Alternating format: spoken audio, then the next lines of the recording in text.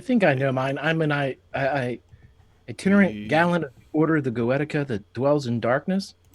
Hey, We are live. Yeah. I think I know who I am today. Who are you, Mood. Greg? Hi, everybody.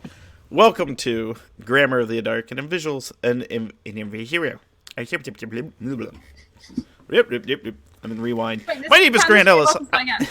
Yeah, I'm an independent content creator for tabletop role-playing games, and this is an Invisible Sun actual play here on Tales from the Grim.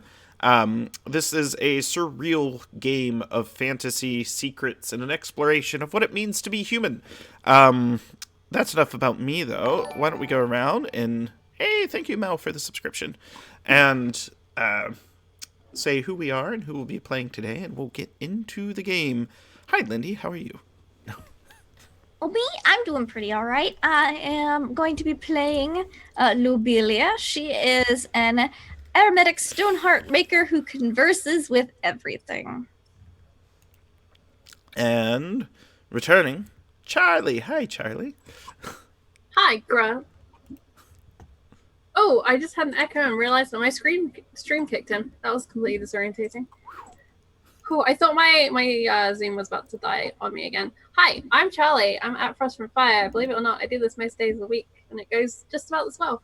I'm playing Lucy Girl, who is a weaver and an empath, and had a really nice time after speed dating last week. But also there were vampires, which was concerning, and there were webs, and there are keys to rooms of secrets, and there's a lot of drama going on in the neighborhood.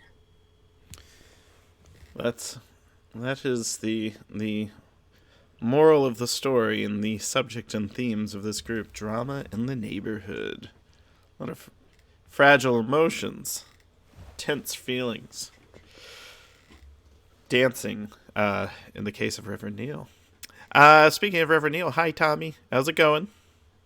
It is going. Here on Grammar of the Dark, grammar is not guaranteed on this show today. No. Some form. we do not promise. There's a little asterisk on there that says grammar is not promised. So Yeah. Do you know the operational definition of the word grammar as it relates to Invisible Sun? It is the method by which magical practices are interfaced with. Interesting. So there will be magic tonight, so that'll be the grammar. Okay. We do promise the dark, Invisible Sun grammar. Yes. We're straight up Monty Cook up in here. Let's get this place Monty cooking. Sorry, I promise not to say that again.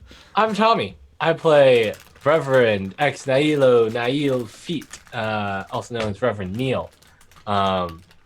He is a stalwart stoic of the Order of Vance who consumes flesh. He may have consumed flesh in a different method more recently.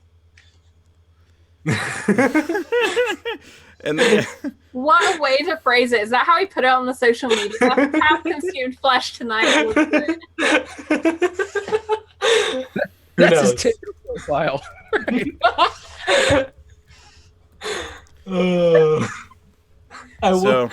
Lobelia helped him write it. anytime we start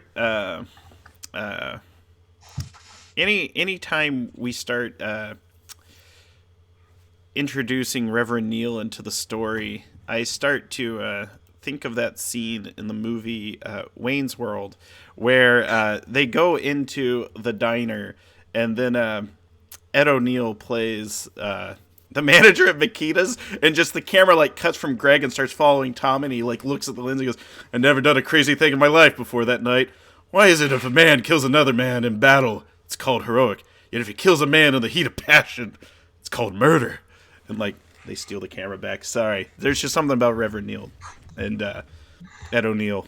Maybe it's the name Neil. I don't know. It might be the name Neil. Yes, I promise not to do that again. Also, Greg. Hi, Greg. How are you? Hey, what's up, man? Looking forward to some Invisible Sun action with these wonderful people. I play Robin, the poet, who is an itinerant gallant of the Order of the Goetica, who dwells in darkness.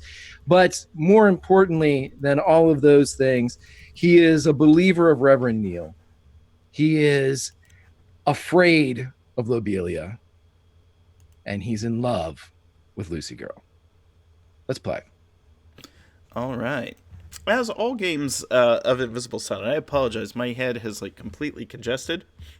If you can give me 2 minutes and stall, what I'd like for you to do while we're stalling is put together sort of the tactical plan of how you would like to approach the first scene of tonight and how you would like to interweave your various character arcs and dramatis personae that interest you into that scene. I will be right back. I'm going to get something to clear my head because I'm not going to survive if I can't breathe. Like I can feel like my batteries are Breathing low. is important to life. Oxygen is necessary. Breathing is important. I feel that hardcore. I can't breathe. I'll be right back. That's the voice of Robin's little coat buddy. I can't breathe. Lift your armpit up. Leo, back. I would say to kind of our main goal here is the secrets, right? That's our ultimate goal is to the preservation and then the revelation of the secrets. And I know that we had talked about perhaps doing something at the church. If this is in fact, and I will bring it all around as Greg with very limited knowledge of Invisible Sun's mechanics attempts to put this together, I would say this. If our job is to use the key that we acquired to get the secrets, to figure out everything that we need to do, and of course, win Invisible Sun, then we should use the grammar of the Reverend to draw out the magic that we need to do step A. Yeah. Fortify power. I 100% agree. I think having gone through the experience, the demon at Lobelia's, the vampires at How Deep Is Your Love speed dating, and the various other things that have come between us and this room, including the chamberman, I think we want to go and obviously support Reverend Neil in his construction of this building, but also go there because we feel like we need more power before we open this door that we can't unopen once we do it. We know where it is because Lucy Girl's neighbor has hooked us up. We have the key now, and for the first time it's not in Lobelia's possession, but I think it's in Robin's right now. It's actually in Leo's. Remember, Leo's got it around us. Oh, that's right. So it could very easily be in my possession again if I found out Leo existed. He's leashed. I think an important question to maybe consider for all of us, even if we don't answer it, is what are we looking for in this room? Oh, yeah, that's a good question. So I feel like when Grant gets back though, Reverend Neil needs to resolve something because at the end of last session, the Queen of Vampires entered my train car asking who took That's the true. key. So That's true. Yes. I do I feel like forgotten about that. I've been too busy thinking about Snuggles with Robin and completely forgot. I do feel like this needs to be resolved. Otherwise, Reverend Maybe this is something we need to resolve. Maybe Rev Neil has been basically missing from our lives. We know he's around, and we know he's going to be at this church on this day because this is his day. Now, as far as the secret door that opens up into the Hall of Secrets, do we know the location of that? Yes, or Lucy does. Because Lucy- she had seen a map, and her neighbor had delivered her information that within a week he would perform the rituals to open up this location, and it's in her apartment building. I think it's like on the second floor or something. Or maybe it's in the basement. I forget. I think it's in the exactly. basement. But yeah, he had to perform a ritual, and it was going to take a week. And at that point, the key was safe with Lobelia, and Lucy was like, we don't really need to open it right now. But things have escalated. And, you know, we got to set the truth free, right? Sure. well, Or destroy the secrets Or that would destroy it ruin forever. Yeah. yeah. Depends what you're hiding. Depends what the ears have heard. Yeah, I mean, Reverend Neil has a interest as a man of the cloth to keep secrets that have been told to him in confession secret. Mm-hmm. Lobelia doesn't have any secrets. But she wants answers, right? I don't know. She's got what she wants right now. She thinks she has what she wants right now. That's all she needs. As an asterisk, I still remember the eye twitch from the last session whenever Mr. Perfect wasn't acting quite right. So yeah, sure, she has everything she wants. Okay. Now that yeah. I can breathe again, it was funny. Right as we started going introductions, like every time I talk, it felt like a fighting game where the energy bar was going down. I was like, am I gonna get knocked out against? I've never been beaten by E Honda. No. Glass Grant. Yeah, Glass Grant. Punch Out reference. Great. My record is 0-99. We were talking about we were talking about. I don't know if you wanted to resolve it off screen or if we were going to resolve it on screen. But I remember last session we ended on the Queen of Vampires entering Reverend Neil's car, asking who took the key. Yep. And here's how we resolve it. So most sessions of Invisible Sun begin with a playing of a Soothe card. In this situation, it is a narrative mode scene. This is essentially what she proposes to Neil. She opens the car. Neil is there. And she makes a single offer to you. Now remember, you're on the Saturnine Rail. You're on the train. You're traveling to get as close to Fartown as possible. Fartown is actually a little pocket dimension connected to Saturnine where they stick all the Vizsla. But she has a proposition, and this is all she says. She looks at you through her dark glasses. Her tongue sort of illuminates into like a fluorescent green. It goes translucent, and it kind of comes out and flickers into the air. And then she says she has a proposition for you. She will make a generous donation to your church if she's allowed to become a member, and if she's allowed to bring friends to your congregation. She has heard your church is suffering, and she would very much want to join because she needs to be saved, she says. And she moves over to sit behind you. Now, it's not uncommon to see strange things in the actuality, and this entity sits down next to you. How do you deal with her? Well, first of all, does Reverend Neil, did you all tell Reverend Neil that you were attacked by vampires? Did you get a chance to do that? They're too busy. They're in love. Yeah, no, I didn't think so. So Reverend Neil, like, You blame it on love, Grant. Take that back. Keep speed dating in the other car. No.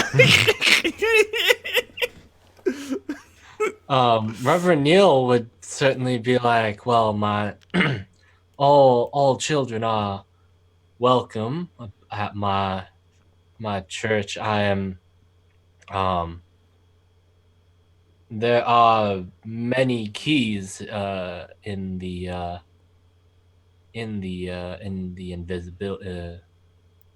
invisibility, right? Actuality. There we go.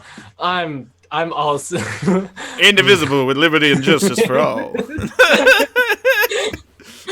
Oh, great! My brain's working real great tonight. I've tuned it off for the weekend. Yeah. May have had one too many margaritas last night. I'm not going to go into Margaritaville. This is not the stream for it. It's 5 o'clock somewhere. It's 5 o'clock here. Yeah.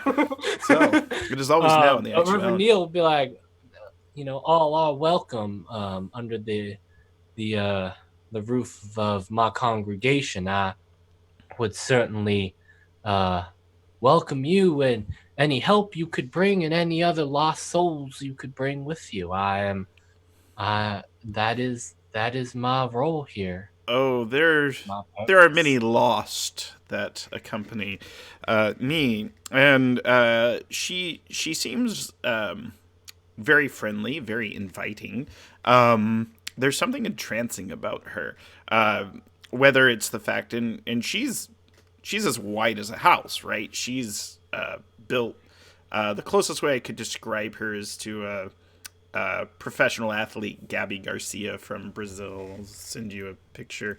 But essentially, oh yeah, old Gabby. She's all right. So she essentially is talking with you, and she can tell that there's a lot on your mind. She asks if you would like a drink. I'm good for now. I may have drunk a little bit too much last night, and I'm now suffering for that little indulgence. But Still technically that night. that earlier this evening, and I have a feeling that She explains this is a type of drink that helps relieve that. I thank you, but it is right to deal with the consequences of my actions. She removes her mirrored glasses. She has these piercing amber eyes that are looking at you very softly right now. She just kind of leans in closely. And I need you to make essentially a resistance roll. Why is everyone doing this to me? Why does everyone gotta do this to good old Reverend Neil? Because he's a lover and a fighter.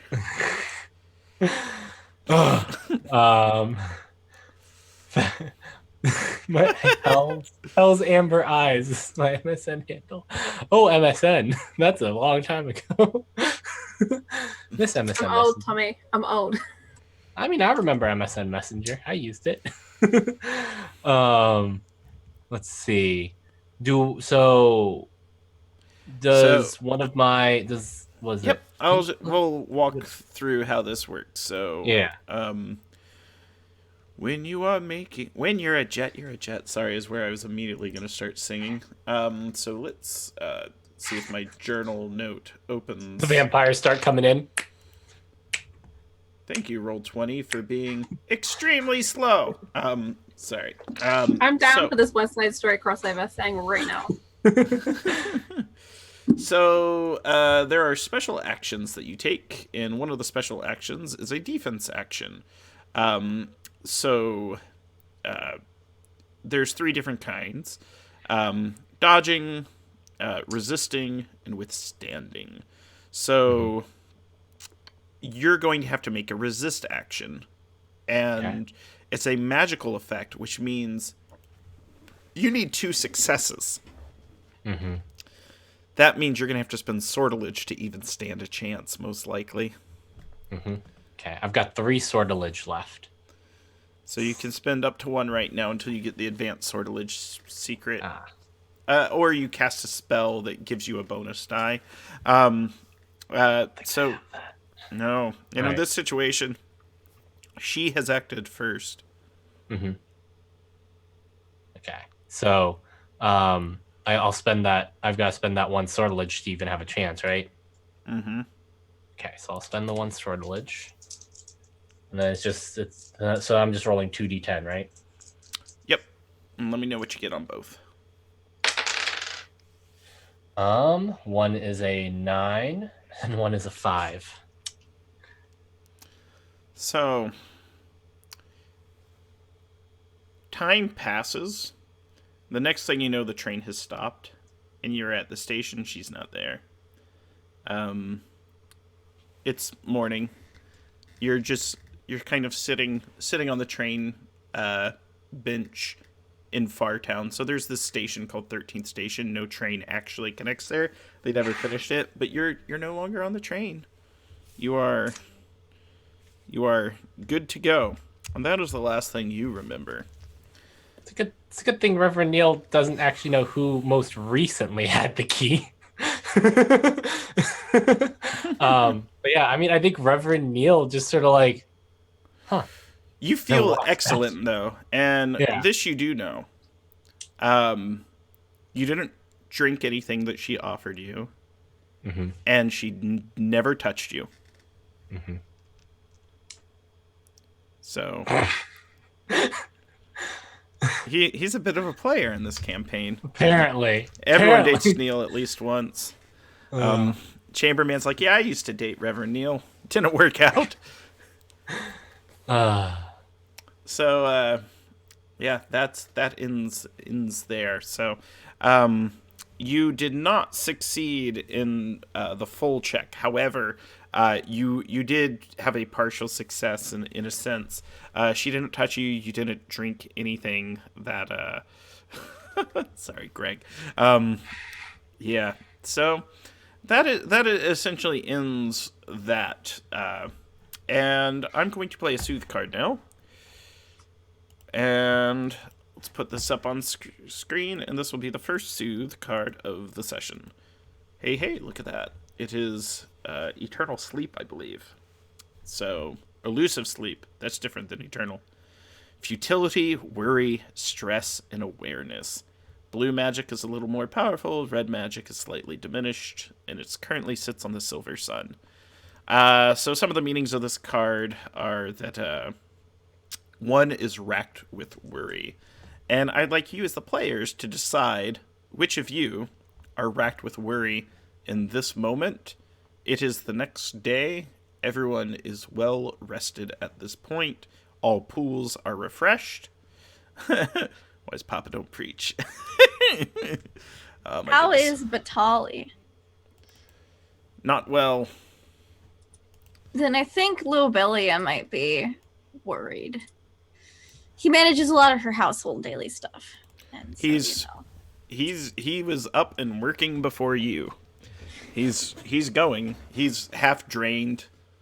He currently, just his color almost looks like a lava lamp moving inside him right now. If he's that ill, he's gonna mess something up. So she just goes and tells him to rest, and does it herself. No, he goes, you can't make assumptions that I'll mess up, Lobelia. Have I failed she you doesn't already? tell him that's why. No, but he senses it. He's like, look, I can't be dismissed from my duties. I haven't done wrong yet. And he's very sad by this, but he hides it. In fact, he doesn't resist. This is sort of his internal struggle, and he's just like, you're in charge, Lobelia. Where do I go? Where should I rest? You should go rest in the nice guest room. The nice guest room. It's currently occupied. By whom?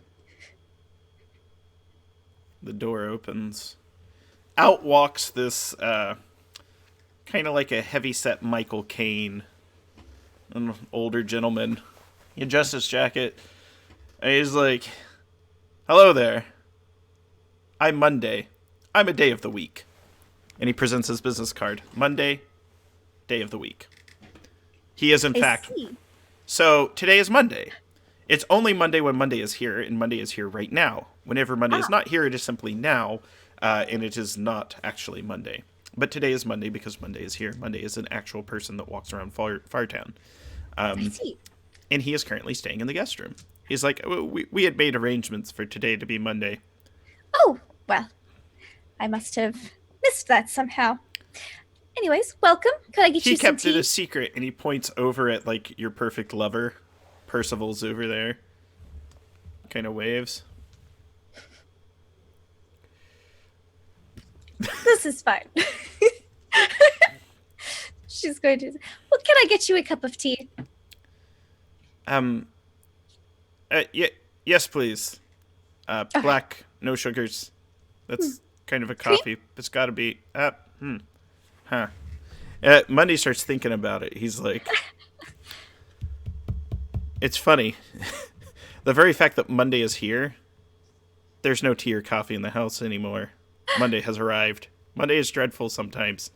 And the unfortunate thing is he's booked to be here all day.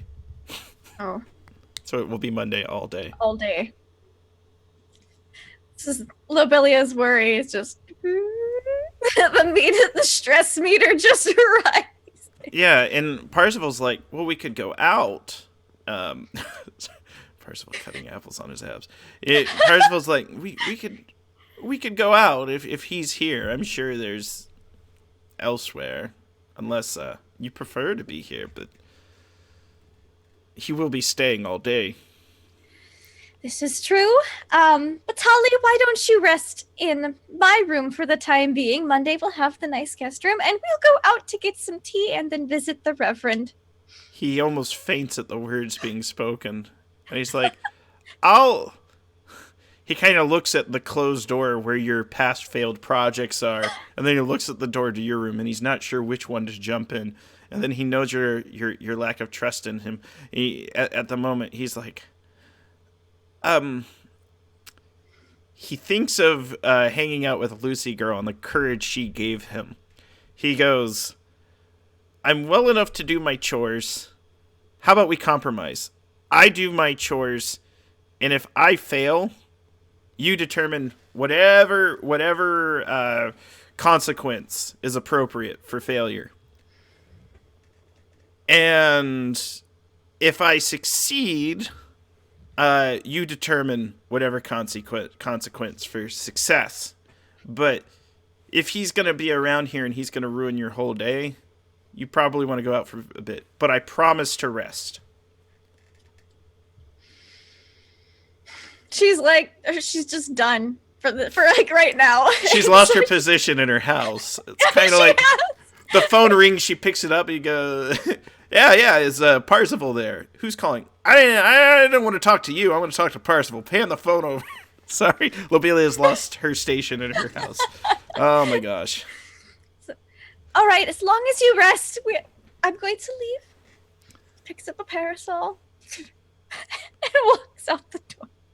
And Parzival follows, kind of looks back at Batali. Batali's like, I stood up for myself. I stood up to Lobelia. I stood up to... Kind of looks at Monday, who's like poking around. He's just kind of like, what an odd sort of house. You know, he's just like, what does she do for a living? I don't want to tell you. He's like, well, I'll be here all day. And I don't want to tell you. I think we'll cut that scene there, but it does provide some motivation. So what were you thinking about your first scene together as a group, when you get together as a group? Lobelia has a to-go cup of tea. The rest of you, I think the rest of you, filter in at the end of sort of a sermon at the Reverend's, at the church. I feel like you all shuffle into the back. Just... Also, as it always happens whenever Robin goes into the Reverend's church, because he has poetry written all over the lines of his face and his hands, certain words begin to smoke a bit, as if they are in direct contrast with the idea of this place. But he's fine. I was going to say, you don't have the Psalms written on your chest, and you just open your shirt and it's like... No. There's just, a couple of the agnostic lines just shimmer with a bit of cigarette smoke. Nothing big. Jazz music plays as you walk in, all on its own. All right. All right. So, the party's arrived at the end of a sermon. Lobelia, did you decide to check in on Neil and the gang? In fact, that's where Parzival was suggesting. He's like, I want to show you someplace new. And I will say this, though the church be unfinished, it's set up on a location known as Silver Hill. That's the name of the neighborhood. And it's the most beautiful spot to look over Fartown. Okay. Yeah, it's just too bad my neighbors are so shitty. Yeah, that's sort of the unfortunate thing. It's like, not to the mention, view is great, but the neighborhood, not so much. Oh, Lucy Girl, you would notice as you walk in, there's vampires in here. There's 6 of them. They're part of the Lucy congregation now. very briefly considers just like backing straight back out. But I feel like she sees like Reverend Niels in here and doesn't want to be seen to not be supporting him, because that would, not be a nice feeling to have your friend walk in, look at the place once, and then reverse back out. So she'll go in and she's gonna look around for someone familiar that she can sit by, and I imagine she's wearing a really big floppy sun hat as her like token of respect, and she just kind of brings down the brim a little bit more, trying to avoid the vampires. The Roswell aliens here. There's a few other people. Neighbor. Yes. The fly gentleman, the fly pilot. The nervous commercial jet. He's definitely got like a nervous tick going on, just like. There is a single balcony seat that's just sort of affixed to a pillar, and it's kind of faced away from the sermon, and Lobelia and Parzival are up there kind of watching an indigo sunset. Parzival's trying to be romantic. Will sit with the alien and the fly, and she'll pull out of her little she'll pull out of her coat pocket. She's packed sandwiches that are like cut into quarters. She figured picnic goes with sermons, right? She's not really familiar with church attendance, so she kind of hands out the sandwiches and checks in how everyone's day is. That sort of thing. You sense a deep pain, Lucy. You and Neil shared a soul, right? We do. Yep. Yeah. There's a vampire that you recognize. You fought her before. Robin defeated her. She just kind of looks and smirks your way, and you know she knows. And then she looks back at Neil. She also knows Neil. And then she kind of waves at you a little. Thing is, you're at church. There's no fighting at church. Mm-hmm. Hashtag Highlander stream. No, you're on holy ground. This is not Kingsman. Okay, this is not. If you turn this into Kingsman, Reverend Neil will get angry. I was gonna turn it into that Kill Bill scene where it's just a massacre at that tiny church.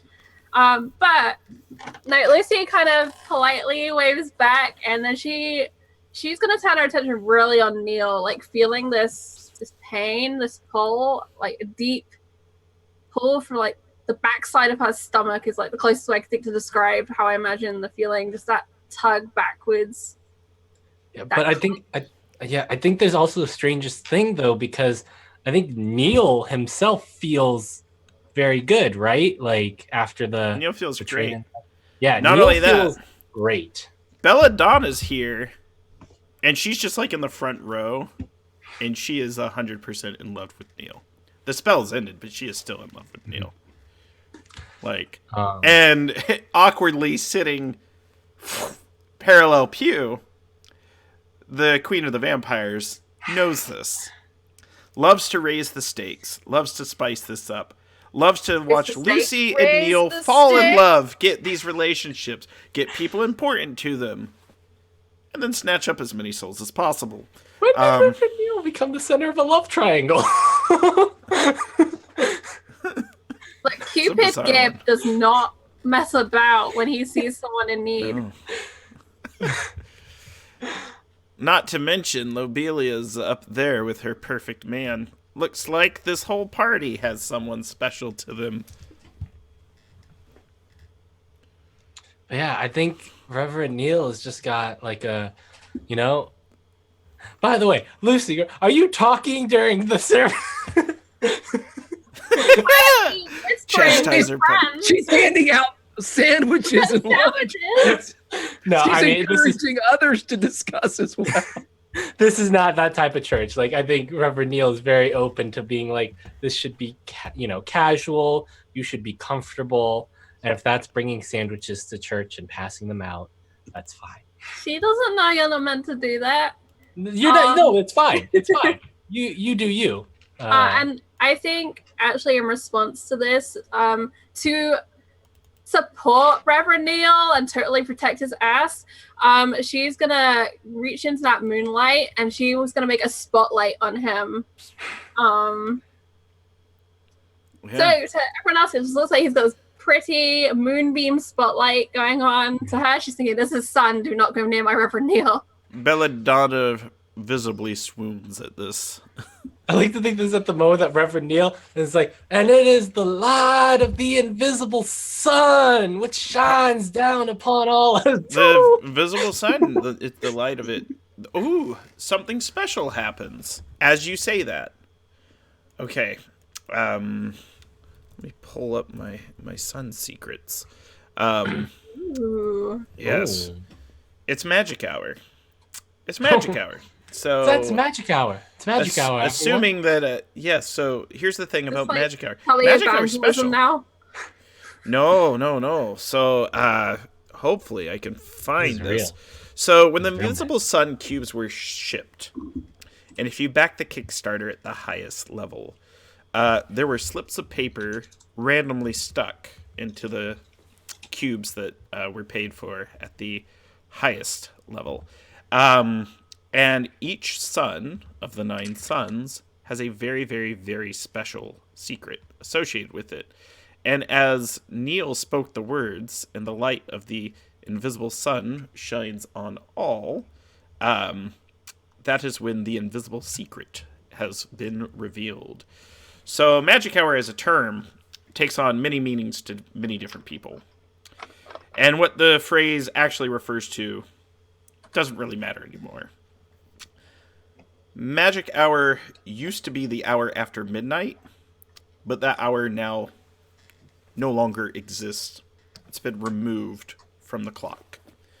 However, it's magic hour now, and there's sort of a twinkling feeling that every Vizsla in the room feels. Vampires aren't Vizsla, by the way. There's regular people in there. There's Elderbrid in there. There's thought forms that are probably, stacking books and moving cobble. For the next 2 hours, essentially all magic costs less sorcery and is more potent. And you all feel as though that you can create illusions, perform signs and miracles for free without any cost. And everyone gets a point of joy. That's a Vizsla that feels this. So all 4 of you receive a point of joy, as it is actually magic hour here in Neil's church as the words were spoken. Lobelia feels this. Parzival is not a Vizsla. The Vizsla in here are you all. So it is officially magic hour. So you have learned a new invisible secret. And for the record, I've hunted down through my vast resources all the different secrets that were mailed out. So I have a Google Doc with my son's secrets, and I was like, aha! Now is the time to introduce one. So the light of the invisible sun does shine on all, and you are all imbued with its might for a time. Yeah, but I think Reverend Neil sort of finishes up with the light of the invisible sun calls us to learn who we are, to be happy with who we are, and to love who we are. So I ask that all of you think upon that each and every day, and maybe you'll find out what those answers are for yourself. There is Mrs. Jones has brought some, there's a couple announcements I must make. Mrs. Jones has brought some donuts. They are $1 each. Drop them in the donation jar there. They are quite good, I'm told. I will most certainly be partaking in one myself. There is a potluck coming up next week, organized by Mr. Richter over there. If you are interested in helping out, bringing in a dish, please get in touch with Mr. Richter. We are still building the church, and he just goes on for like 5 Yeah. minutes with announcements. That's, During wow. this, Lucy turns to the alien and they're busy discussing what they're going to bring next week.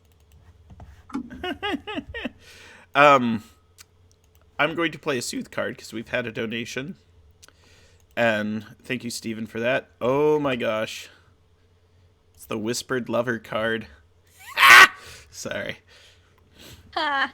So, love, romance, partnership, loved ones, relationships. Ooh la la. Seems appropriate. I know. Right? Great artwork. Love represents the strongest bonds of romance, family, and deep friendship. The intimacy inherent in the whispers of a lover is rare and valuable. We seek love, and once we have it, we fight to keep it.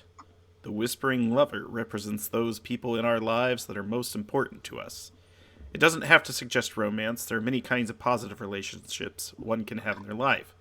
However, there is a bond that is forming, and it will either be positive or it will be negative. And I need chat to decide. In fact, I need Steven in particular to vote this positive or I have negative. Question as well, Grant. One of my heart signs is swans. That means for A you heart specific. relationship, sorry.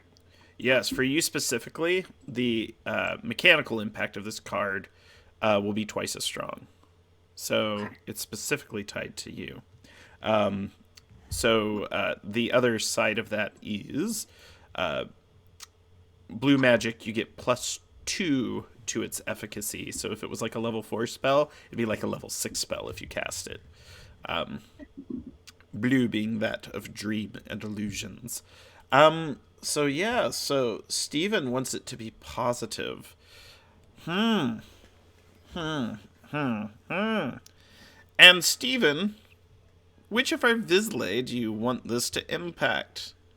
Reverend Neil, Lobelia, Lucy Girl, or Sir Robin the Brave, the Frog Prince himself?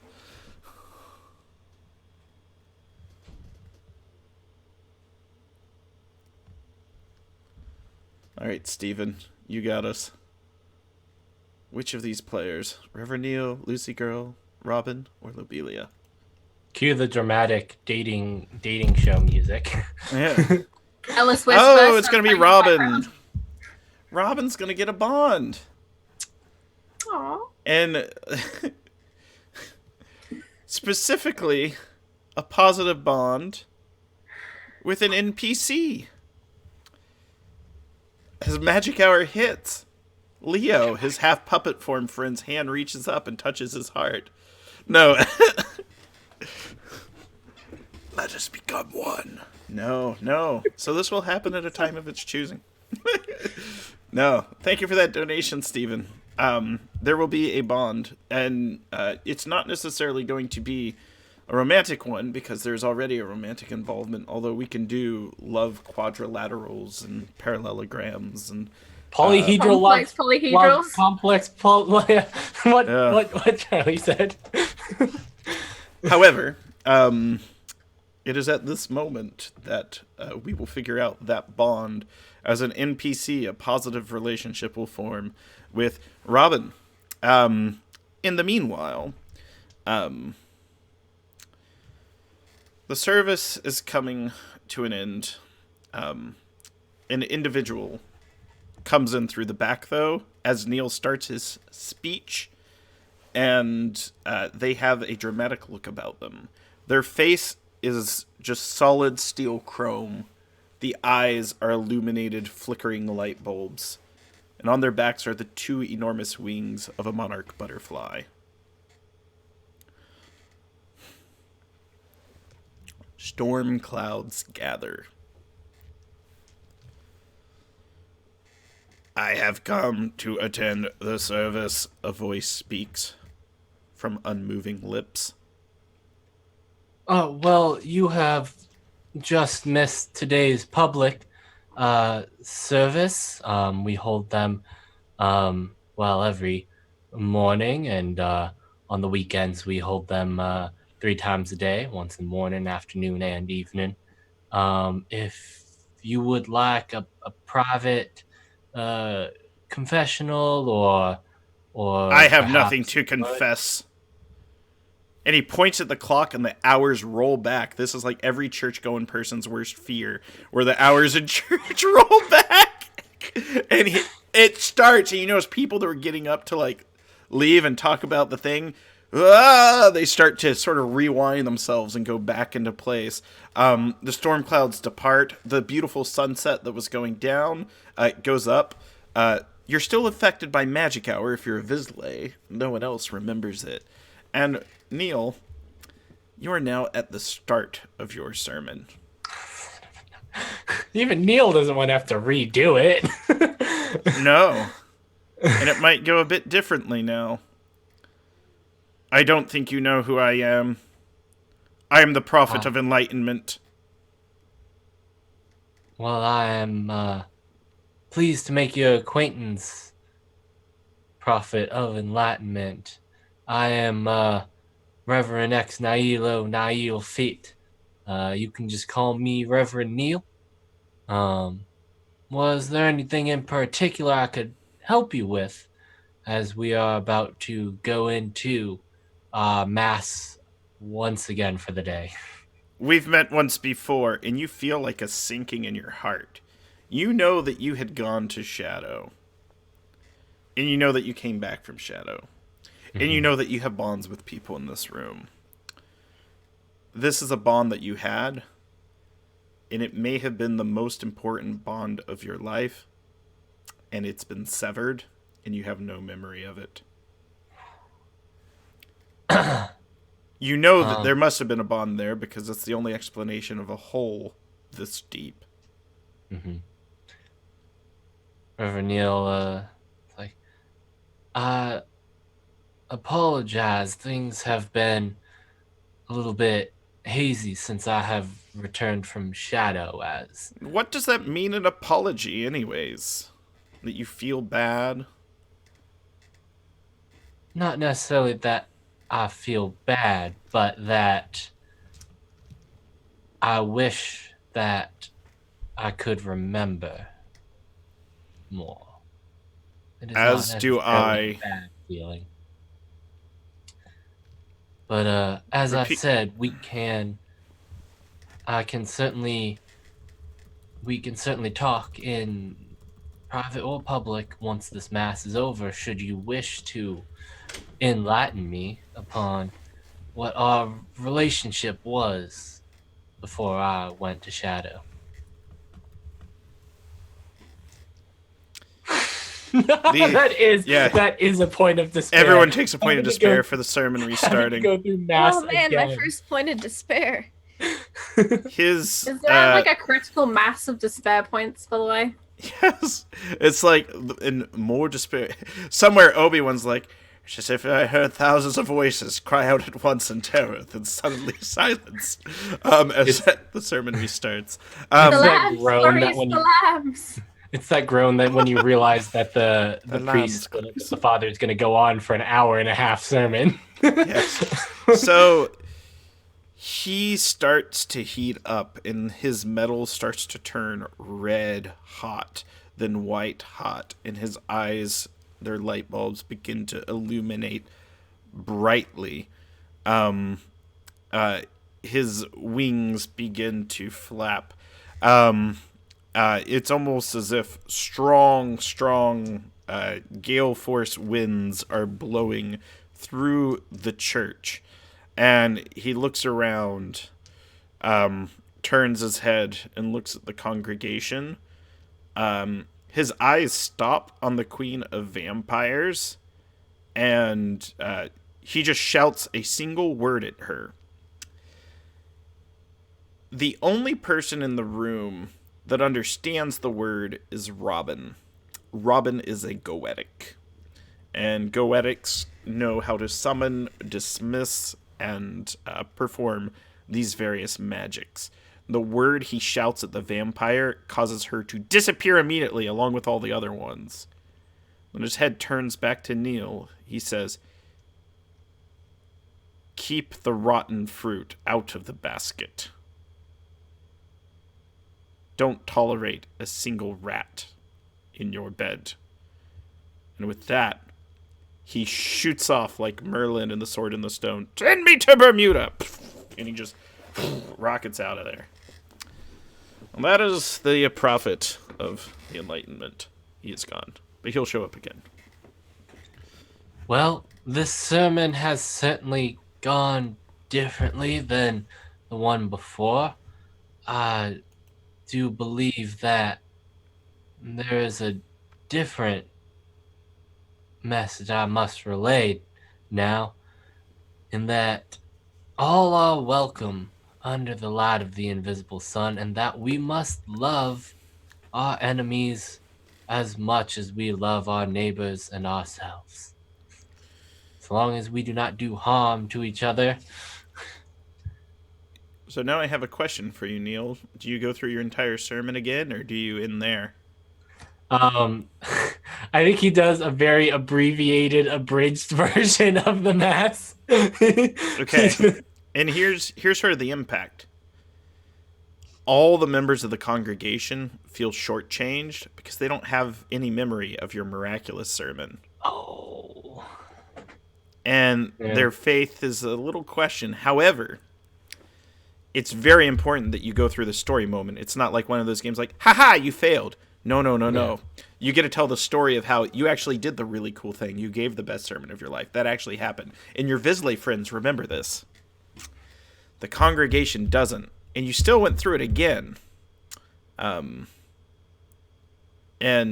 the only member of the congregation that senses something might be amiss is Belladonna. Because it's like, what has happened?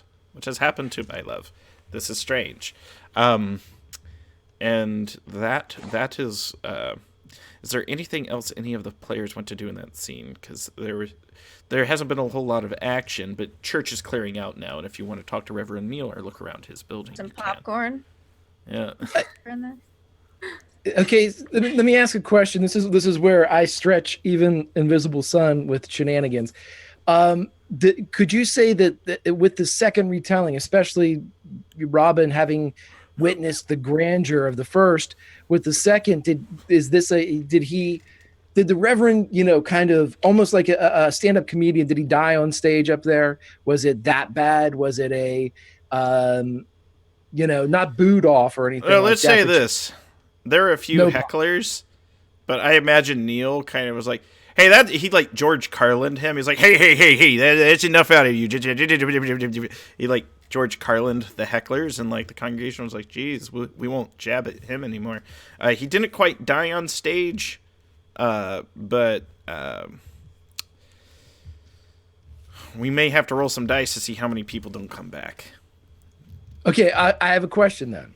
Okay. I have the ability to intercede and put myself in someone else's shoes. Ooh. Should something terrible happen to them, yes, I can switch places with them. If Robin senses that this is going to go poorly the second time around for the Reverend, Robin's going to take the hit and trade places with Reverend Neil to keep his congregation intact. Yes, 100%. Not only does it keep his congregation intact, it's going to save his relationship with Belladonna as well and keep him from turning back to hard drugs and other things like that, because it's a slippery slope for Neil. Greg, bless your heart. Like, Robin's up there, and like Lucy Girl's like watching. Robin's dying up there, and this is like the crowd turning, the congregation turns, and I love it because like your agnostic poetry is like smoking up, and I think every now and then Robin pulls out a pipe and he's like, they say you're not supposed to smoke in church. I never did like the rules, and like empties it out on like whatever jerks like heckling him. I don't know, maybe not that far, but Barabbas had a bad rap, just like unpopular religious opinions. Gosh, just you know what they say, Satan take the wheel. I got too far again. Sorry. Can we make it canon that Lobelia has a pipe and is blowing bubbles throughout the entire sermon out of this pipe? The hard And thing, they're like pink and gold. the hard thing for Lobelia is she now has to endure yet another romantic sunset. Oh well, poor me. 2 in the same night. Which shines greatly through the single like stained glass window left in this place. Yes. At least it's it's better than Monday. What the? Who's like Monday back in my house. Monday's helping Batali vacuum. Am I doing it right? You've got to plug it in, Monday. Nah, there's no cord. Ugh, Monday. Anything's better than Monday. That's yep. Well, He's shown up in a few of the other campaigns as well. And anytime Monday she would shows be up. in Lopelia's house, and she's just like, it's fine. So yeah, here's church is cleared out. What does the gang do next? So essentially, now Robin, that was very difficult for you to endure. You get a second point of despair just because the menacing looks. That's 5. Is that bad?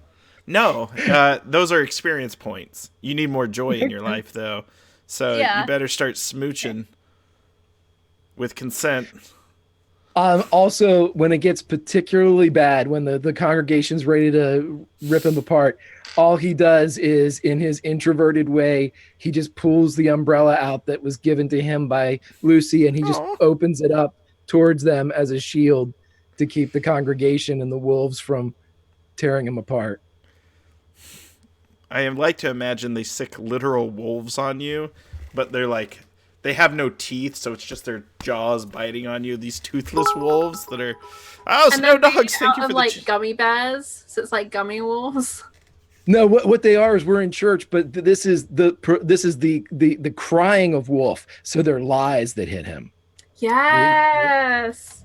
Another Ooh, I like few- So Norm, Especially, sorry, no, go right ahead. I'll get this set up. I was gonna say I especially like that because the umbrella was what was used to get rid of the demon of lies, and so now lies are being thrown at you again.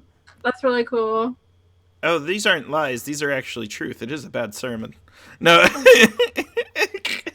These are church-going folk. They're not lying. The truth hurts sometimes. In this situation, I imagine these toothless wolves are biting hungry like the wolf. Jeez. I love this game. So I need to pull up the Soothe deck again.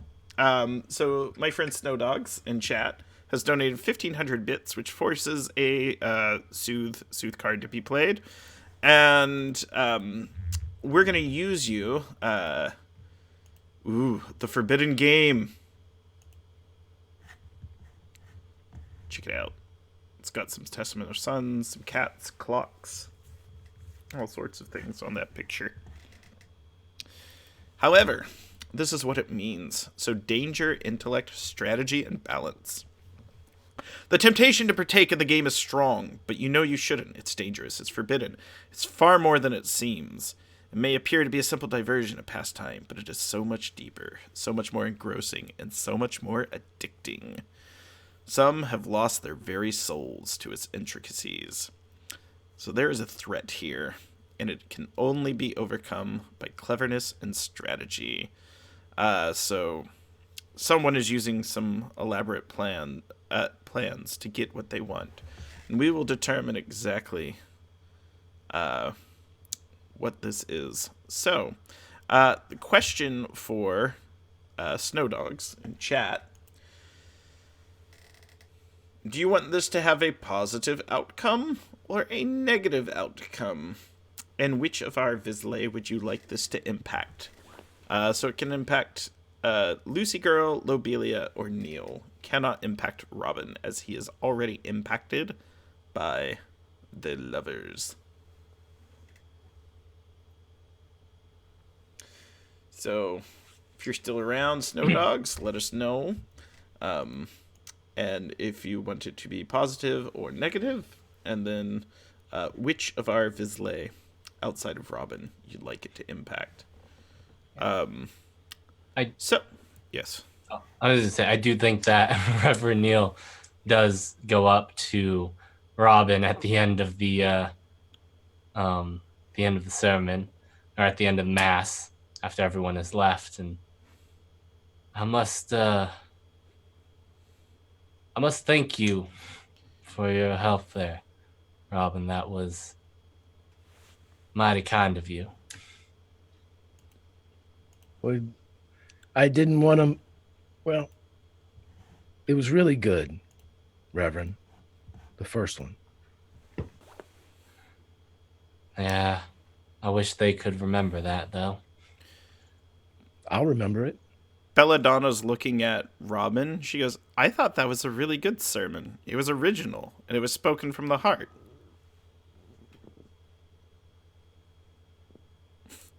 Meanwhile, Lobelia's like, hearts, eh? You're a good man, Robin. But not a perfect one, shouts Parzival. No one is perfect. I digress. I was built that way. He's opening his mouth. Very true. Reverend, I just ask one thing. You're my friend, and I would do it for you 1,000 times more. But if you find it in your heart, when I kill that perfect man back there, please forgive me. Put my murder boots on. He's like looking at Robin, and the feeling you get from him is, please kill me. It's like...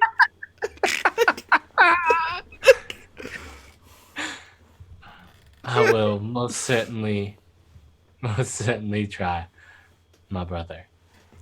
All right, so Norm has let us know. Snowdogs has let us know. I apologize for using your real name, Snowdogs, if you're anti that.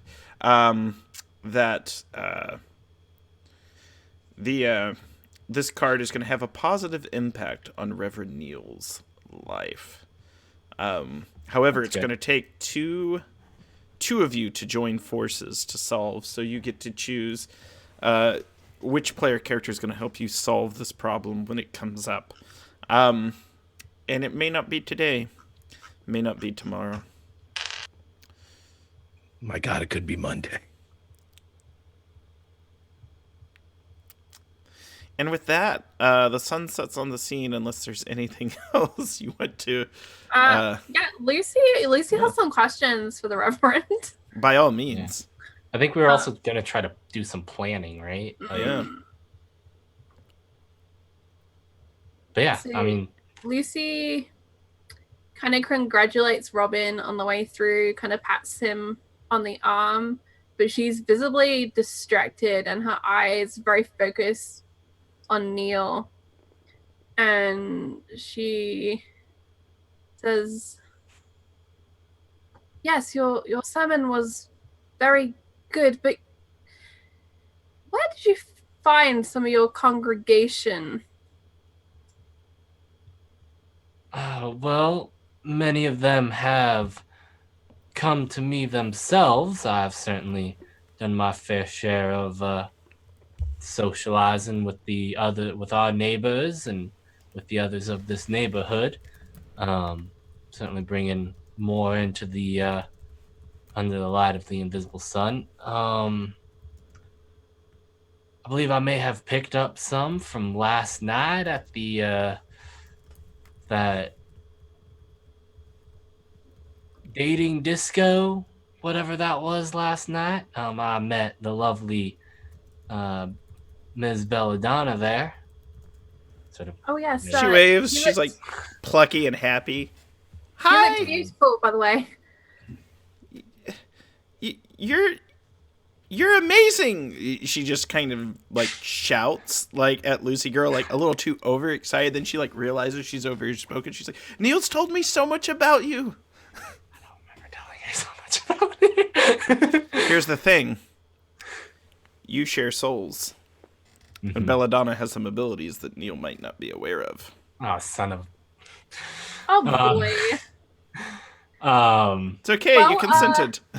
Would you like a sandwich? And she like goes into her pocket and pulls out like another little pack of like quartered sandwiches.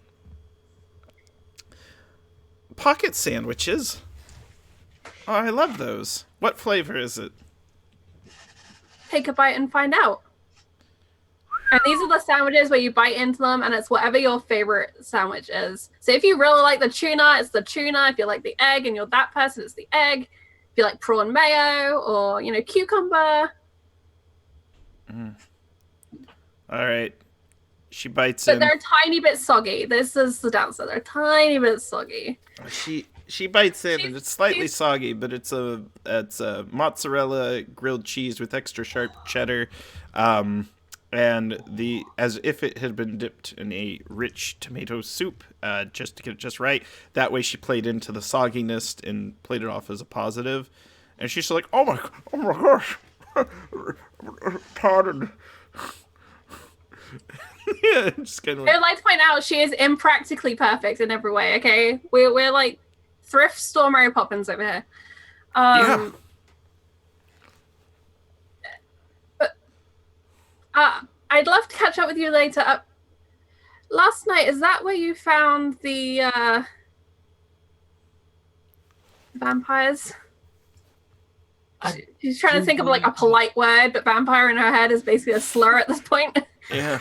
I So do your believe grandparents I called 'em. met them on the train back last night. I do believe my memory is a little hazy of last night. But I do believe that I met them on the train back, and she asked if she could bring some lost souls to our congregation, and well, I'm not one to turn away those looking for the light of the invisible sun. But vampires and sun, doesn't that... It is a metaphorical sun as much as it is a real sun, my child, my friend. multiple suns, in fact. Yes, Maybe. I'm a little confused about the particulars of the invisible sun. But your sermon was great and enlightening. I'm glad that you found value in it. I'm certainly try to bring a good message to those in need. Well, there's nothing wrong with that. Just, you should probably know something about the vampires. They were at the bar last night, and they were after the key. And she says key as quietly as she can. She knows Lobelia is hovering somewhere. The key that because as far as Reverend Neil knows, Lobelia was the last one to have the key, right?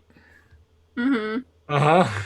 Oh, the key that Lobelia has. Had. I was unaware that she lost. I'm not sure she lost it exactly. But I mean, this is Lobelia. I don't imagine her ever losing anything. I mean, did you see her kitchen? That is true. It would be strange for her to. I mean, she could have. Someone could have taken it from her. I mean, you're right. Have you talked to Lobelia about that? No, and you're right. I should have, but I just. No, you're right. The Chamberlain is Chamberman. Chamberman. Yeah, Chamberman. He did make an attempt that day, and I'm sure she wouldn't have just lost it or given it away. I'm sure, yes, taken. Yes, you're right. Did you said they were looking for the key? I do remember. They weren't just looking for it. They tried to take it. I do remember the queen. She did ask who had the key. Did you tell her? I don't think Neil remembers. Does he? Does he remember that? Because at best, No. at worst, he would have told them that Lobelia had a key. Because that's all he knows. Let's say this. But that's still not a good thing. You're still telling a vampire that your friend has the key she wants. Well, I'm the vampires have other intentions with Reverend Neil right now. They have a few things they want to use him for, and that they want to use his church for. why is everyone going to use me? Lucky Neil. Man of the church. It's interesting to note that Parsifal, at the mention of the invisible suns, turns to Lobelia. He goes, there could be an infinite number of invisible suns, and no one would ever know because they are invisible. Very true. As he's like fanning you off. It's hot in here. But no, the vampires did not ascertain any knowledge about keys from Neil because they only know him as a dancer. A private And now a dancer. churchman. It's- I think Neil goes, I think it is time that we all had a had a talk. I think we do need to think about where we are going from here. There are gears in motion, and events are happening faster than I believe any individual one of us can follow. We need to destroy the room. The We do secrets. to at least secure or destroy that room. It's too dangerous. Why don't we speak why don't we have everyone come over to my place, and we can all speak in private, as much as one can get privacy these days. I love the idea Patch that is looking great, by the way. everyone come over to my place, and he like takes half a step over and sits down. It's So Reverend Neil does have a little vicarage. He's got a little vicarage in right. That's what you call the vicar's house, right? Vicarage, right? Sure is. Yeah, I watched a lot of BBC like sitcoms growing up. Reverend Neil now looks like Dawn French in my head. Thank you for that. Oh man. He's like it's just a little vicarage, but if you remember his house, it looks different depending on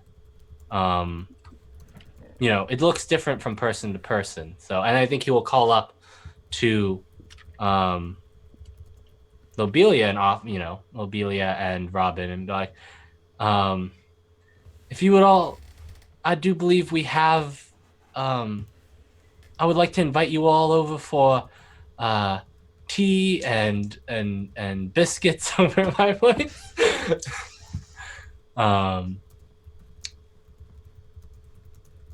If we should catch up, it has been, I feel, a moment since we have all had a chance to sit down and talk. Yes. And I think Lucy is gonna hug Neil, kind of proud of the sermon he delivered, sad for the one he lost, and in need of some comfort herself as we enter into this big question of what to do and if we can do it.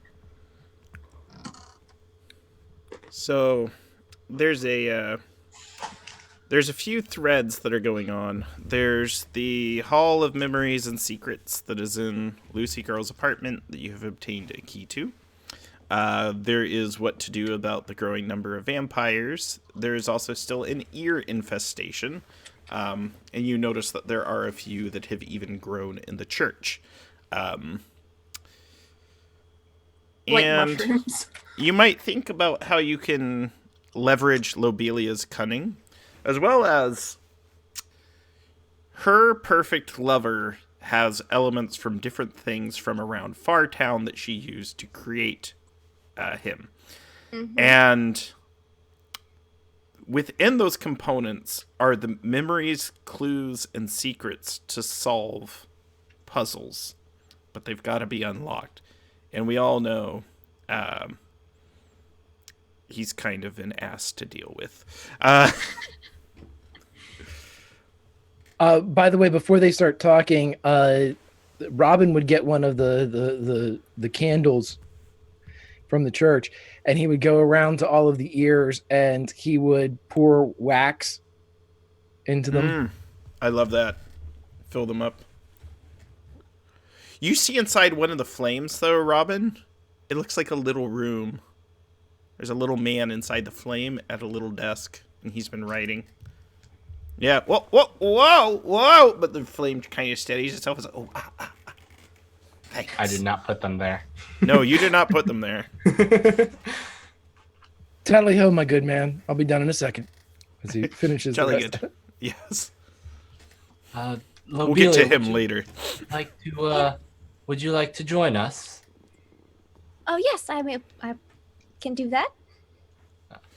It's currently Monday at my house, so yes, let's do that. That sounds rather unfortunate. I am sorry for you. I am as well. Percival, you may join us as well. Thanks. Gives you a soft jab on the cheek and walks inside. Monday's at your Yeah. house, Lobelia. Yes. Oh, did he bring the slow clocks? The ones that make it feel like the day is never going to end. I'm fairly certain he did. I didn't see them, but I was trying not to look around my house too much on the way out. It always seems to happen at your house. Such a magical place.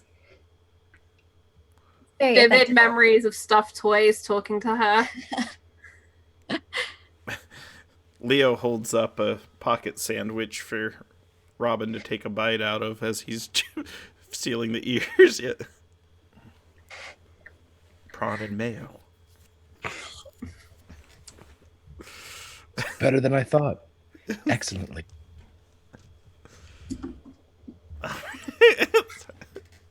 All right. So you are now in the vicarage, and you can discuss openly. Whole party's there. By the way, real quick, since he was able to produce a prawn and mayo sandwich, can we say that he has like trolling nets that he throws out whenever we're walking by the river? He is a coat fisherman. Leo, that's how he gets his food. He just fishes while we walk around the city. Like a line will just go out of my pocket. Yes. The worst thing is, this opens up a whole other can of worms. He's a kleptomaniac, and he's always pickpocketing off of people that are like nearby. He's like, I wonder what's in this purse. As long as he's good, I don't care. Yes. You know, He's very a good. poor pocket, okay. No, we got- he is very good. It's one of these things. He's like, I bet Robin would like one of these. He's just gonna like, oh, we need. Oh gosh, you open your coat and just a bunch of shit falls out. Everyone's like, what the heck were you doing? That's how those traders do that thing when they open up. It's like watches and. Yes. I've taken the key and it's in the top of the cap, the top of the hat now. Just FYI, everybody. Good to know. But yeah, Reverend Neil will make tea, and set out some like tea biscuits for everyone.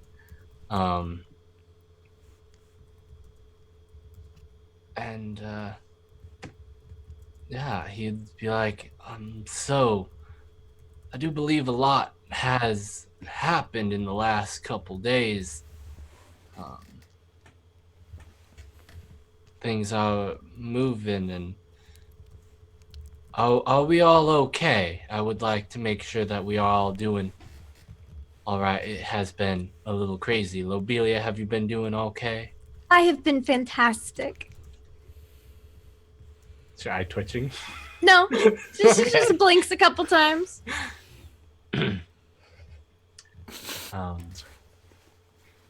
Robin, you're doing well. He turns his head and coughs. Yes. Yes, Apparently. I am. Yeah.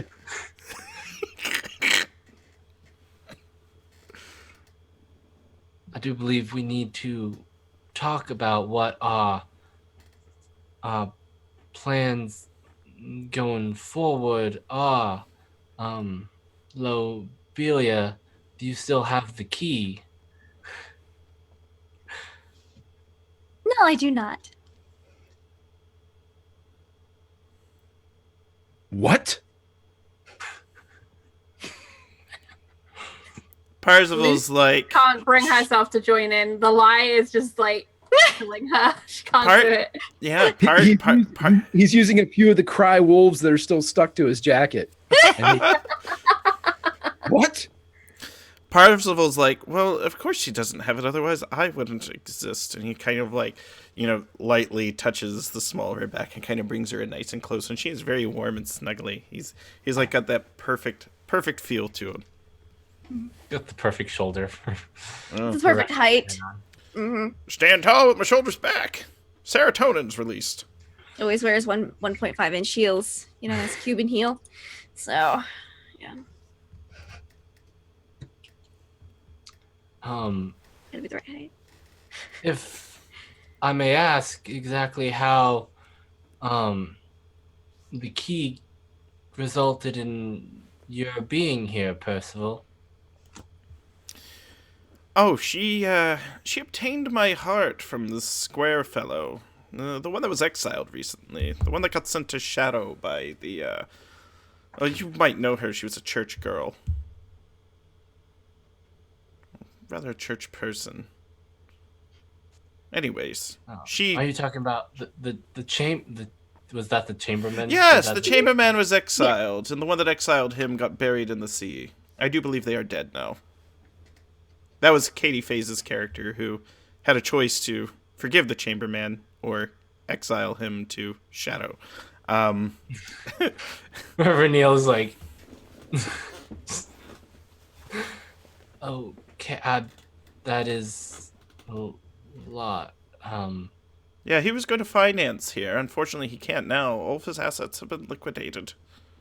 Taken by the Garants. They're sort of like the mayors. More like crime lords, really. What? Oh, yes. He's not here anymore.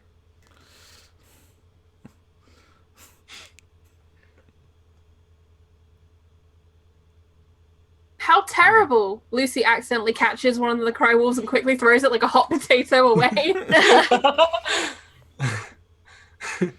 Remember Neil catches one, and I think he tries to like pet it.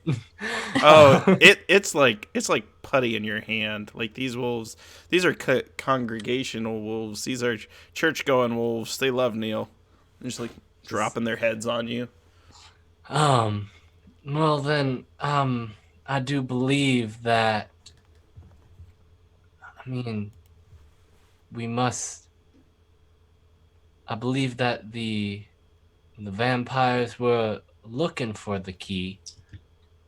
How interesting. I suppose. We must ensure its safety as best we can. We cannot let that chamber of secrets fall into the wrong hands.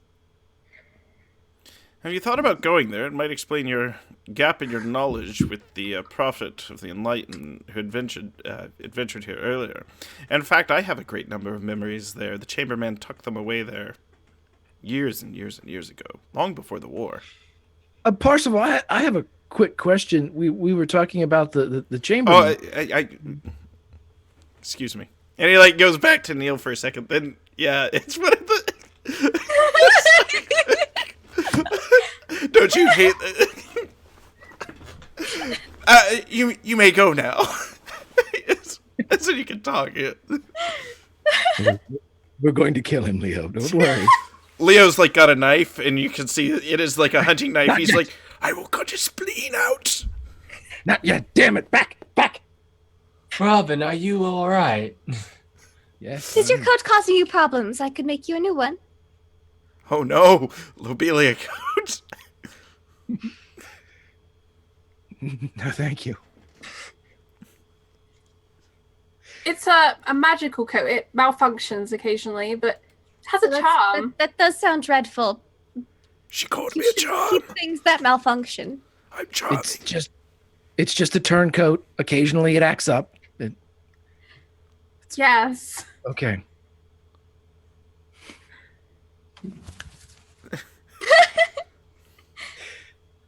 He's gonna wait for Parzival so he can ask a question. Yeah, Parzival's acknowledging, He's like, well, you apologize for that. Once I get started, I have to finish. Because this is a good one, and I want to gauge Mr. Perfect's reaction. But you were talking about the chamberlain and how he was exiled and his assets were liquidated, which begs the question, do you really think that he put the assets on the books, the heart that he exchanged for the key, or do you think they're going to be coming to collect soon? I just wanted to know that, since you have the heart. Oh, his heart wasn't part of his personal financials. That's an intrinsic quality to him that he obtained walking the path of suns. However, here's something interesting to point out. Only Parzival transmits something to you. He begins speaking in angels speak. He speaks heavenly. Only Robin understands. He says, the Chamberman's been exiled, but he's going to be back. He's making his way from shadow to the pale, to the red sun, to the gold, where he will forge himself a new golden heart and return here triumphantly. And on that day, I will surely die, because my heart will be no more. Unless Lobelia has something to say about it. She's outsmarted him before. Well, then he would hear in his head, that's terrible. Well, terrible for whom? I mean, she's the one that needs a lover. Look at her. She doesn't have anyone worthwhile taking care of her. At that point, Batali's come up on his dreamsicle. Like, it's kind of like he's got this, like, cloudy bicycle. And it's pulling an extravagant carriage. Parzival hired him to ride them around Fartown tonight. Because he obviously has nothing to do. His color has faded even more since the last time because he's been working so hard today. He did take a rest, though. It's hard to tell in the light. It's an orange dreamsicle, too. So, Is it playing ice cream fan music? The entertainer. Yeah. Like music box music, just yeah. It's actually playing All Star by Smash Mouth. No. So In the style of a music box. Oh my Yes, God. in the style of a music box. Perfect. Batali's come at the moment he was instructed to arrive. He's like, oh, Lobelia, our ride's here. See Batali there? He looks so chipper it's depressing as hell.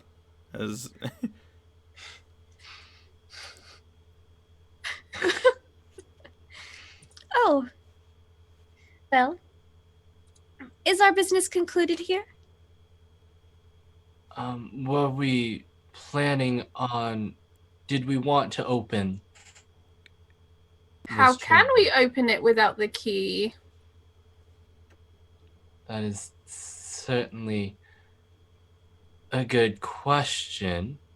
Maybe Parzival we should says- look for the door.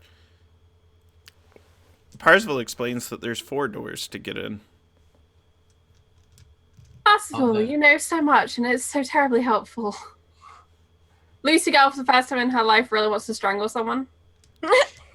It's this anger, and I think it's radiating off of Robin, and like the empath in her is just like soaking it up because Yeah. she's so close to Robin right now. Not to mention the twin soul with Neil. He's been pissing Neil off as well. Yes. The door to the carriage opens and Monday walks out, by the way.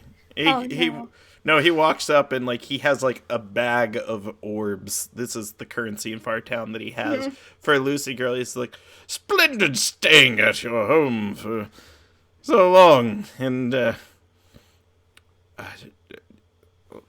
tip top help you've got there, cracking good man. Thank you. I am very glad you enjoyed your stay. I'll return when possibly never. And then just drops the orbs and realizes he's like, kind of looks at Parzival. He's like, why did you invite me over again? And Parzival's just like,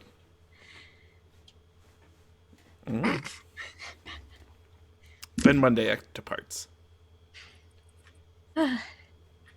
Well, perhaps we should each put our ears out and see if we can recover the key then, and then we can meet once again. Why don't we find the first door? Well, I can help with that. I know where there is a door. And We Vitaly's found the nodding. first door. yeah, Reverend Neil is just getting more and more like, what's going on here, everyone? Just like... but Lobelia, if you need to go, Parsifal probably has a wonderful night planned for you. The perfect night, I imagine. Yes, I had to get her out of the house. I knew it would take Vitaly about 9 hours to prepare that meal. I did. It's perfect. He says with his eye twitching. I'm sure it is Vitaly. What did you make? Lucy can't help but like have to have the conversation and acknowledge this poor guy. Well, he goes into a long spiel about how Lobelia's meals are planned, and how, even though her meals always follow this particular plan, she leaves blanks in the recipes and spots in the meal plans for people to prove themselves. And in order to find out what to fill those blanks are, you're not supposed to take your best guess or do what you want. It has to be what she wants. And she has coded throughout her house in various Rubik's Cubes and ciphers. And there's like an old Mensa puzzle game brain teaser book. If you solve all the puzzles and then process them through Google Translate into Bavarian, then into Spanish, then back into English, it has what you need to serve her. I feel like you're inserting your experiences with Invisible Sun right now. No, just my experiences with Lindy. So Lindy's not and This is and why yeah, we're doing an escape room from a birthday. yes. And so Vitaly says that, and he goes, and I solved them after I did, and he did all the chores, and he succeeded. And he goes, and he said you guys couldn't come, and he points at Parsifal almost accusingly. Me? Oh, that's okay. He wants time alone with Lobelia. I packed meals to go, he says almost defiantly, and like Monday's coming back from the carriage and he's carrying like these trays and this platter to serve a meal in the vicarage of Reverend Neil. Except for Well, he Lobelia. packed trays to go. I had to purchase them with my savings. Because I couldn't. Reverend Neil will help Vitaly at this point, and once they have sort of set the tables at the vicarage, Reverend Neil will place a hand on Vitaly's shoulder and look at him in his eyes with a smile. And Vitaly, you have done wonderful, and it is enough. Life has certainly been strange since you went to the home of the Pharaoh Drella. It has been interesting for us all. Vitaly kind of gives you a appreciative look, makes his way to the dreamsicle, and then the Now, camera he went kind of... through his whole day, but Lobelia's gonna be like, but did you rest? Yes, I set up a clock for 2 90-minute naps. They say that is the optimal time, and That is the optimal time. that self-help book you published in Shadow, and there's like Dr. Lobelia back in Shadow, and she had like this whole line of self-help books. Yep. I did a little reading. And the thing is, he bought these books at a Shadow store where they have Shadow relics. As Must long have as cost you an rest. arm and a leg. Maybe a heart. And Leo knows that he stole them for Vitaly. Yeah, that you might know how to take care of the mistress. She must be pampered. Don't fail her, or you'll end up like the rest of us, alone, living in jackets. Massaging the testicles of Gregory. No, it's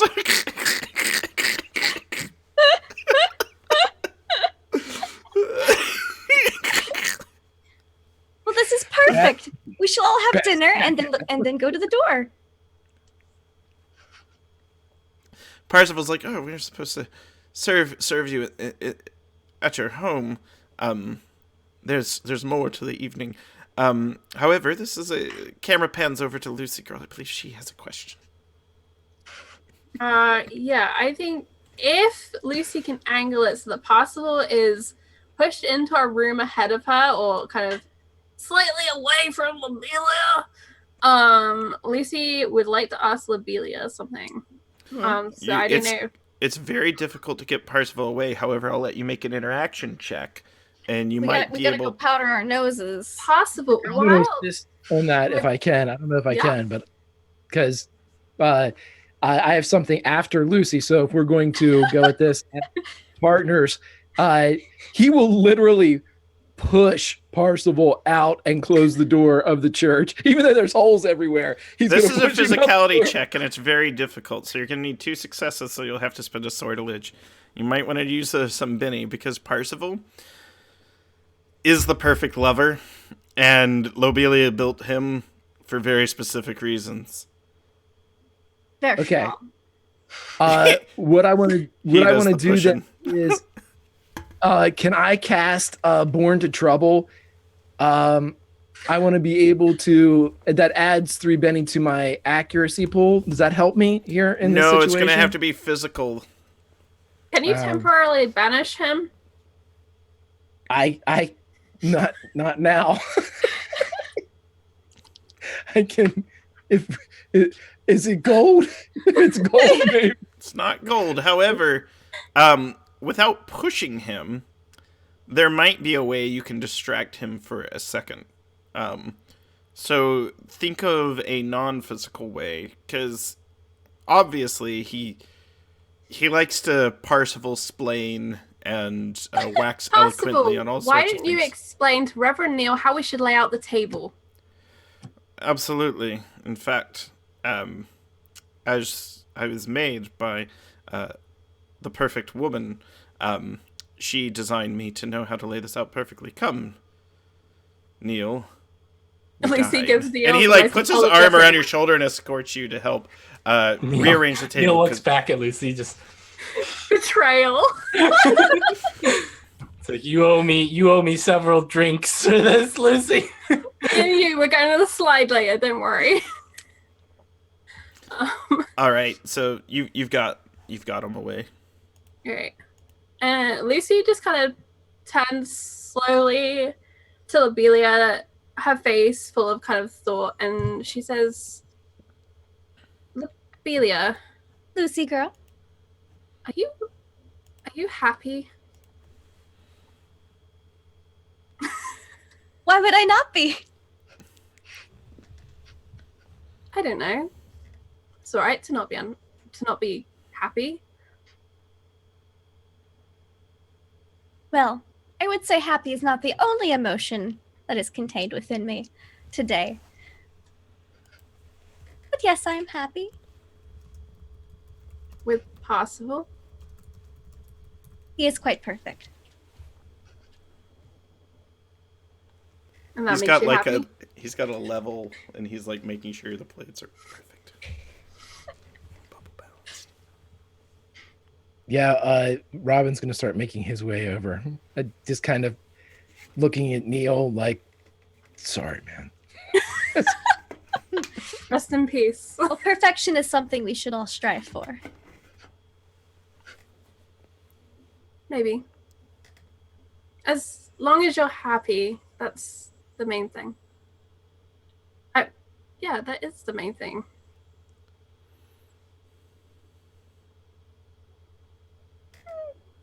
And Robin has a question for her too. Whenever she glances and sees Robin. I should probably go and help Reverend Neil.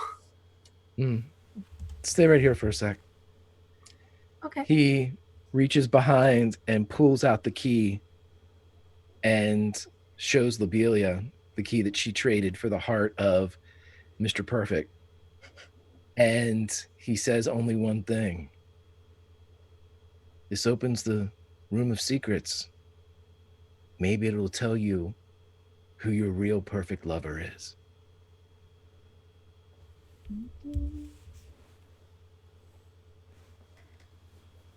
She'll just kind of give you a like slight look. Say, you were speaking very oddly earlier. I had a feeling you knew where the key was. It was very unconvincing. Abelia, you traded away the key. Was it worth it? I achieved my goal that I have been searching for That wasn't the a very question. long time. That was not the question. The question was it worth it? Everyone's secrets? All that power? Just keep it away? To the chamberlain of all people. I believe he had a good purpose for it.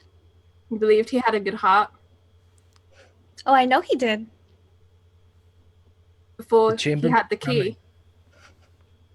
He's coming back. That's what your Mr. Perfect said. We don't have much time.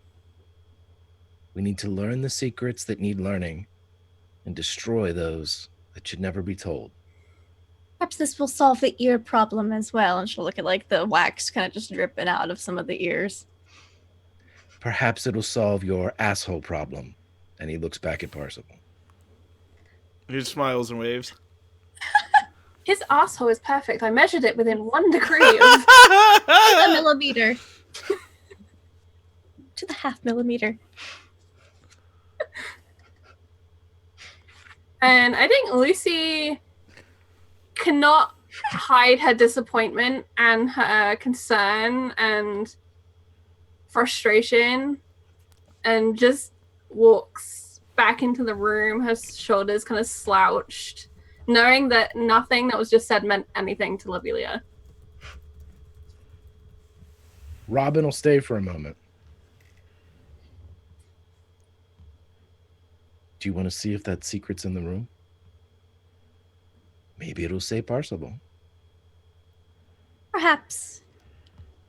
I have much to think on. But you don't have much time to do it.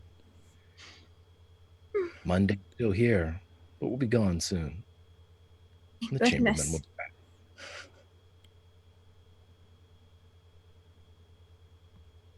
We have enough time. I process things very quickly. We'll see. And he tips his hat. And for the first time walks away unafraid of Lobelia.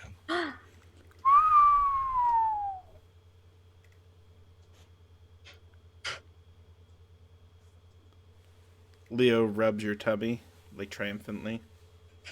It's like, you got that. I ain't afraid of her neither. I just wish she'd give me a pair of legs so I could kick that Parsival in the nuts. His perfect nuts. Yes, my friend. Legs for nut kicking. That's next on the list. Which ephemera object is that going to be? So come on, Monty. Don't make me buy all the I could expansions. get him legs.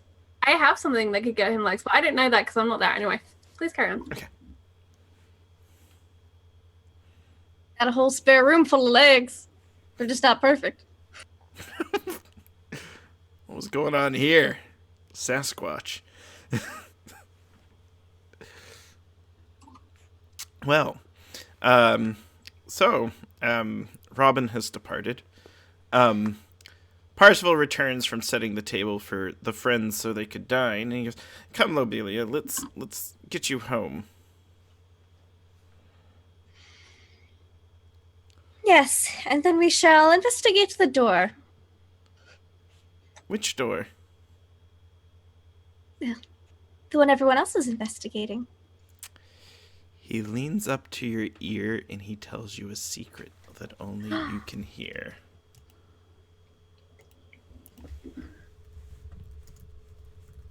Oh, secrets. Pencil. Secret love. He is a modern man. He is a modern man. Secret. That. Oh. And he kind of like He feels your cheek flush a little and kind of rubs his up to yours. Devilishly. He goes, if they cared, they would have known. And then escorts you into the carriage. Actually, that's not horse-drawn. It's Batali. His lungs burning from infection.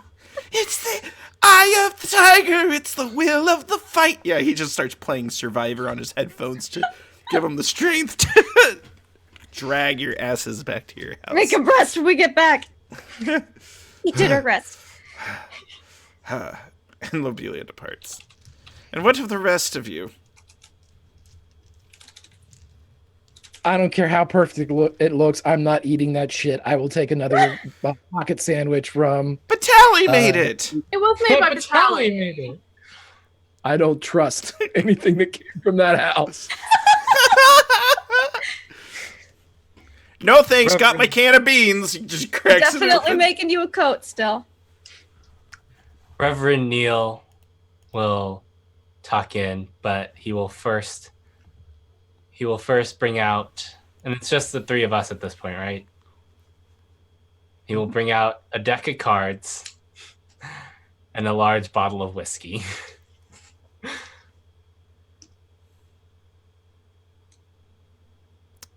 And with And pour that, everyone.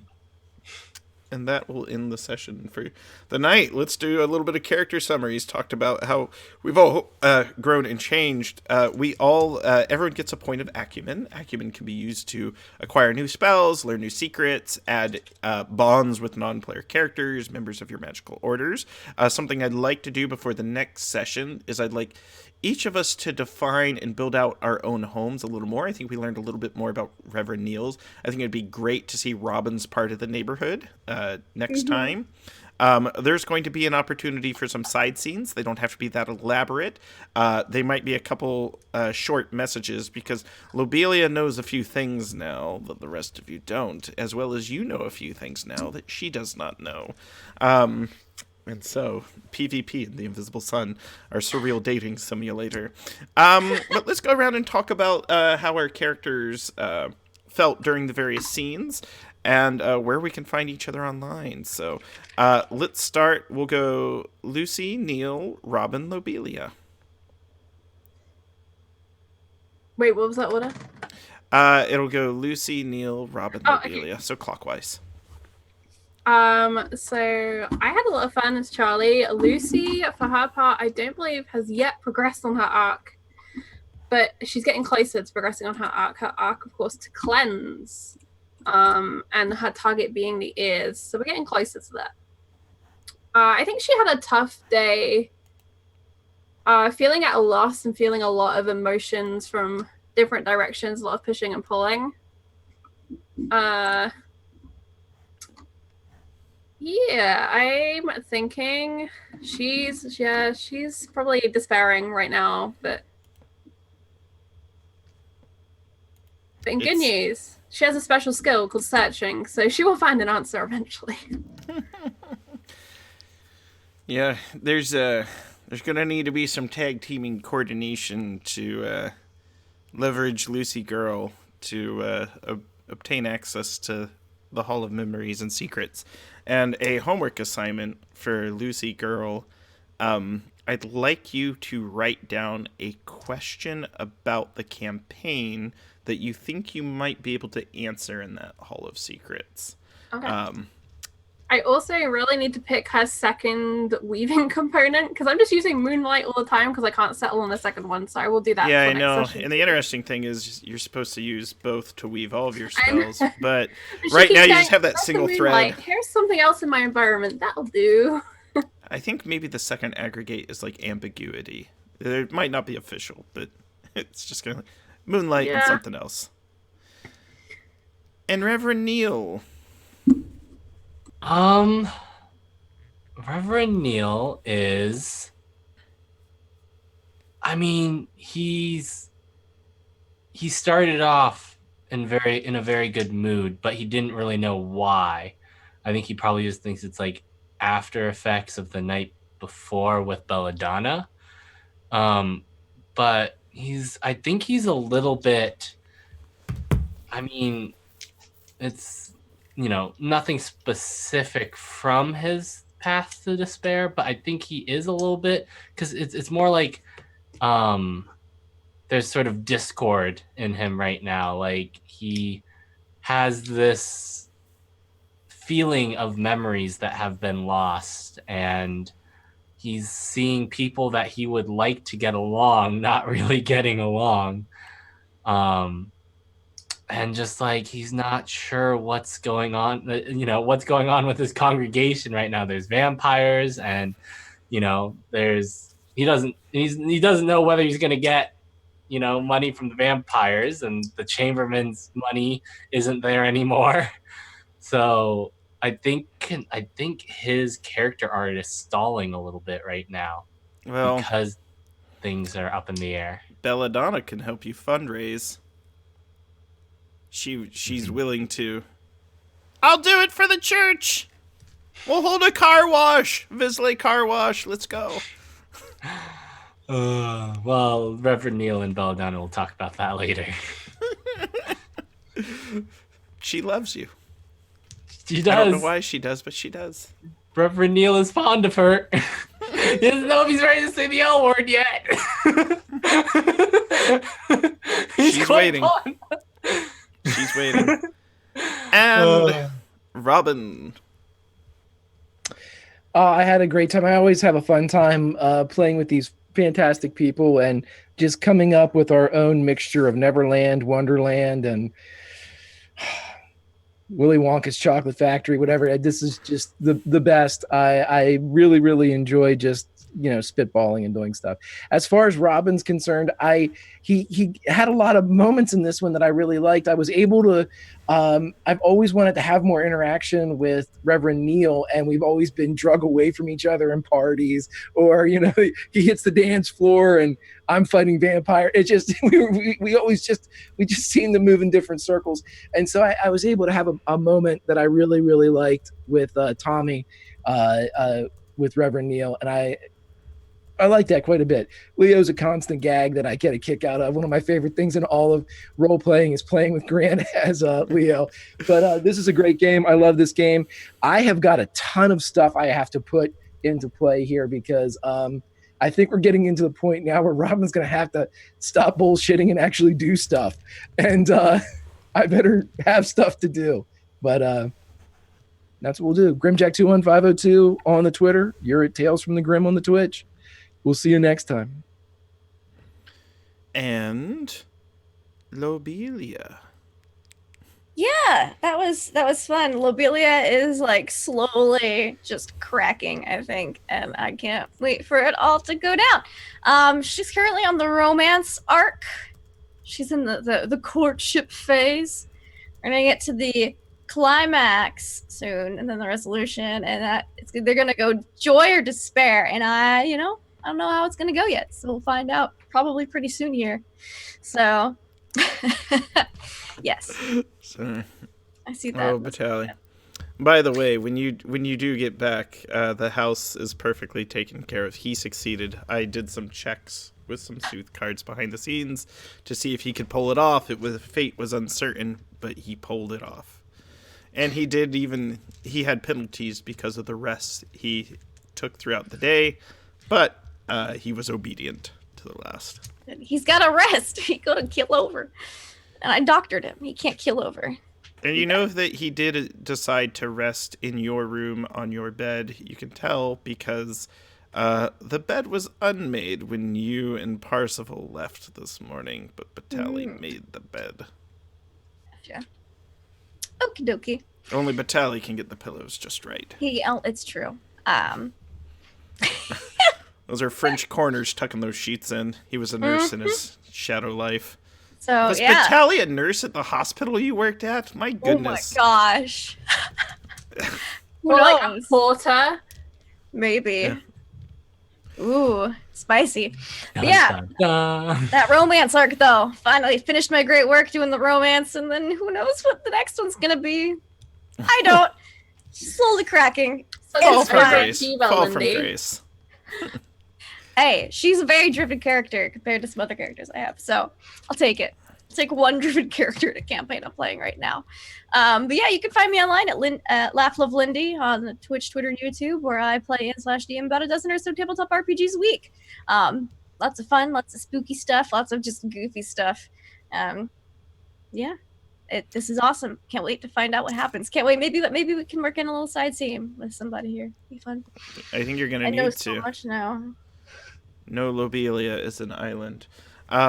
So thank you all for coming out and watching tonight. Really appreciate Greg for letting us run this show on his channel. It's kind of our nice little every 2 weeks we get to play in a magical world and portray these exciting and fascinating characters in a system that gives us a lot of narrative control and freedom to sort of explore at our own pace. It's a stop and smell the roses kind of game, but allows us to make really cool individuals. I actually really like the Prophet of Enlightenment, who I whipped up. He's got a connection to Neil's past that's worth exploring, but definitely love playing with all these players. They are all very inspirational to me throughout all my tabletop role-playing. You can find me online at Wise Papa Grant. I have about 6 different role-playing supplements that will be published this year through a variety of publishers. The next 2 that are coming out is the TPK Bestiary by 2C Gaming, which is epic tier monsters for your Dungeons & Dragons campaigns. Some monsters that I created for Encounter Roleplay are actually being featured in that book. And I also contributed an encounter to the TPK Handbook, where there is a giant gorilla flying around on a luminous throne in the Underdark, who will tell you his tale of woe. Every now and then you come up with random challenge difficulties and hit random locations and then mash them up. I was like, giant ape and Underdark, let's do this party. Definitely appreciate. Make sure you tune in to the next shows on Tales from the Grim. If you want to see me next, I'll be on Encounter Roleplay tomorrow night, running Unrestful Hearts in the Garden of Glory, which is a game system that I designed from the ground up. And anything else before we go? Anything to plug, Greg? We'll see you in 2 weeks, everybody. And yep, take it easy. Don't you have a little outro you always say? I was just going to say the campfire's going down. There's nothing left to say. You can't always roll nat 20s, but you can always role play.